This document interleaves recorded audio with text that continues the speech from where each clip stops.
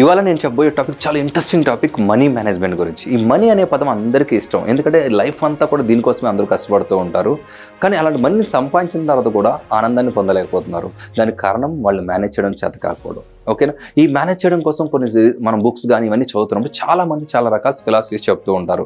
ఇవాళ నేను కూడా మీకు ఒక ఫిలాసఫీ చెప్పబోతున్నాను. ఏదైతే నాకు నచ్చి నేను ఇంప్లిమెంట్ చేసిన ఫిలాసఫీ ఉందో ఆ ఫిలాసఫీని మీతో షేర్ చేయబోతున్నాను. ఓకే, యాక్చువల్గా మనం ఏదైతే సంపాదించామో ఆ సంపాదించిన ఖర్చులన్నీ పోను ఏదైతే మనకు మిగులుతుందో దాన్ని నెట్ ప్రాఫిట్ అంటారు. ఆ నెట్ ప్రాఫిట్ని ఎప్పుడు కూడా మనం 4 విధాలుగా డివైడ్ చేయాలి. 10% చారిటీ కోసం, 30% అనేది మన లైఫ్ స్టైల్ని లీడ్ చేయడం కోసం, మనం ఉన్న లైఫ్ స్టైల్ని బెస్ట్గా లీడ్ చేయడం కోసం, 30% సేవింగ్స్లో ఉండాలి, 30% ఇన్వెస్ట్మెంట్గా ఉండాలి. ఈ విధంగా మనం 4 పార్ట్స్గా మనం డివైడ్ చేయాలి. దీంట్లో ఫస్ట్ పార్ట్ ఏదైతే ఉందో చారిటీ.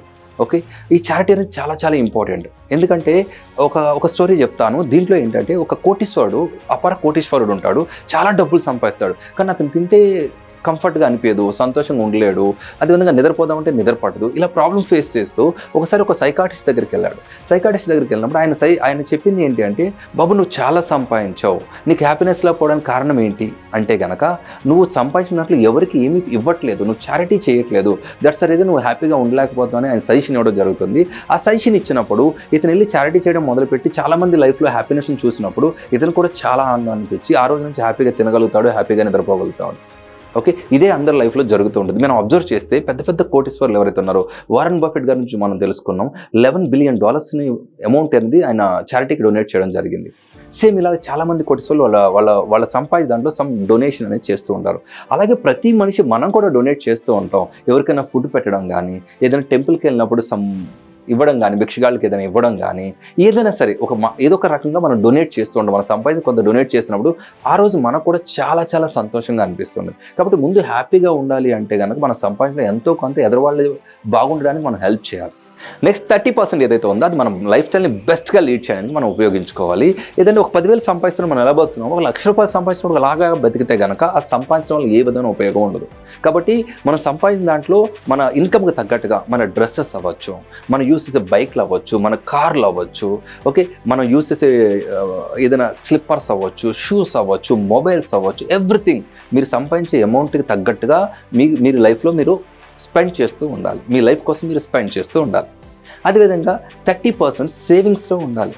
ఎందుకు ఆ సేవింగ్స్ అంటే కనుక ఏదైనా మీకు స్కూల్ ఫీజులు కట్టాలా, మీ నెసరీస్ ఏమైతే ఉన్నాయో, గ్రోసరీస్ తెచ్చుకోవాలి, లేకపోతే ఏదైనా మెడికల్ ఎక్స్పెన్స్ ఉన్నాయి, లేకపోతే వేరే అవసరాలకు ఏదైనా డబ్బులు కావాలి అంటే ఎప్పుడు కూడా మనం ఎదరవాళ్ళ దగ్గర చేయి చాపకూడదు. కాబట్టి మనం సంపాదించిన 30% అనేది మన లైఫ్ స్టైల్ లీడ్ చేసుకోవడం కోసం సేవింగ్స్ రూపంలో పెట్టుకోవాలి.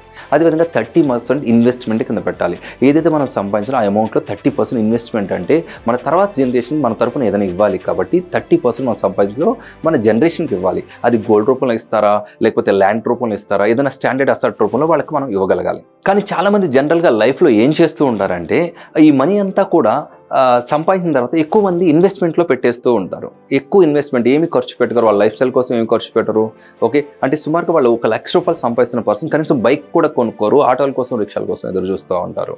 ఓకే, ఇట్లా కొంతమంది బాగా సేవ్ చేస్తూ ఉంటారు. వాళ్ళకి కావాల్సిన ఫ్రూట్ కొనాలంటే కాస్ట్ ఎక్కువ కదా, డబ్బులు అయిపోతేనే ఆలోచిస్తూ ఉంటారు. ప్రతి దానికి ఆలోచిస్తూ ఉంటారు చాలామంది. రీజన్ ఏంటి అంటే వాళ్ళు నెక్స్ట్ జనరేషన్ చాలా హ్యాపీగా చూడాలని వాళ్ళు చెప్తూ ఉంటారు. నా పిల్లలు నాలా కష్టపడకూడదు, వాళ్ళు చాలా ఆనందంగా హ్యాపీగా ఉండాలని చెప్తూ ఉంటారు.